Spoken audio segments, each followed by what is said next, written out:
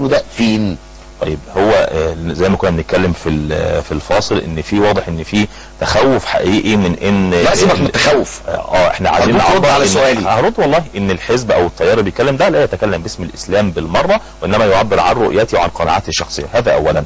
ثانيا هناك خطأ منهجي في التفكير حصل، وده كان نقطه فلسفيه كبيره جدا، ان مسألة تقارض الحضارات. شاعت فكرة ان الحضارات لا تقبل التجزئة ولا تقبل التقسيم، عليك اما ان تقبل بالتجربة الليبرالية متكاملة او التجربة الاشتراكية متكاملة، وهذا لا يلزمنا بحال وهذا لا يلزمنا بحال الاحوال. نحن منفتحون على كل التجارب الاخرى الليبرالية واليسارية والاشتراكية ما لم تتعارض مع ثوابتنا الشريعة الاسلامية، منفتحون على الخيارات الاقتصادية. انا سألت حضرتك اديني نموذج تطبيقي اقدر ابص اقول والله دول ناس عملوا هذا النموذج فعلا نموذج عظيم عليا ان انا اتجه اليه. هو ايه؟ زي اني نموذج؟ قلت لحضرتك نحن نتبنى دولة عصرية حديثة زي سائر الدول الموجودة دهيت، لا تتعارض في تشريعاتها مع ثوابت الشريعة الاسلامية. اديني برضه نموذج سائر لما تقول عنه تعارض مع الشريعة الاسلامية في القوانين يا فندم. اديني نموذج لدولة، اديني نموذج التطبيق العملي. يعني دولة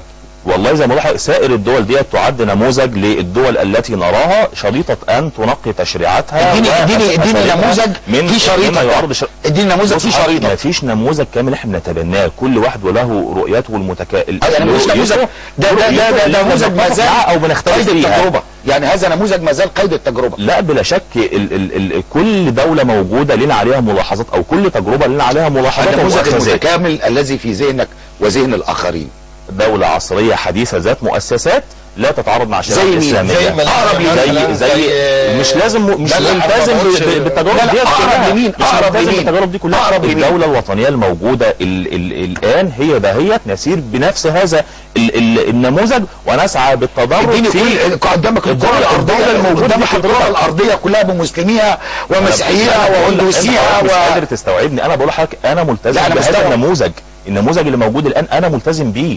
لا اسعى لتغييره بالكامل، انا اسعى لاضافة بعض الاضافات عليه فقط، ليس اكثر من ذلك. انا لا متبني النموذج الايراني، برفض هذا النموذج وبراه يتعارض مع شريعة الاسلامية. نموذج ولاية الفقيه دوت يتعارض. ولا انا متبني النموذج الافغاني، لا ليه عليه ملاحظات كتير جدا في تطبيقه. ولا انا متبني النموذج الصومالي، ولا انا متبني النموذج السوداني، ولا متبني نموذج الاخوان المسلمين. انا متبني النموذج اللي موجود الان في الدولة.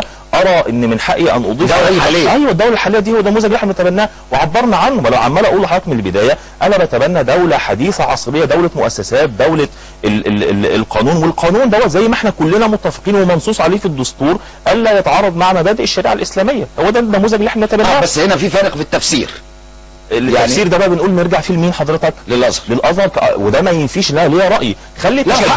خلي تشددي عليا كشخصي انا، لكن لما الدولة تيجي تخرج راي بقى معين في القضاء او في التشريع هترجع للمؤسسه الوسطيه اللي كلها مؤمنين بيها اذا كان هذا الراي له علاقه بالشريعه الاسلاميه. خلي بقى المحترم اللي انت بتقوله. خلي بالك هو ده اللي احنا بنتكلم. تشددك انت من حقك ان انت تفعل ما تريد، افعل ما ولكن مش من حقك انك تفرض عليا وجهه نظرك. هو ده النموذج اللي احنا انا كنت بقول في البطاقه الانتخابيه يا جماعه الاحزاب الليبراليه واليساريه والاشتراكيه دهيت تتبنى المرجعيه الاسلاميه ونرجع فيها للازهر واحنا خلاص متفقين معاه، بس مفيش اي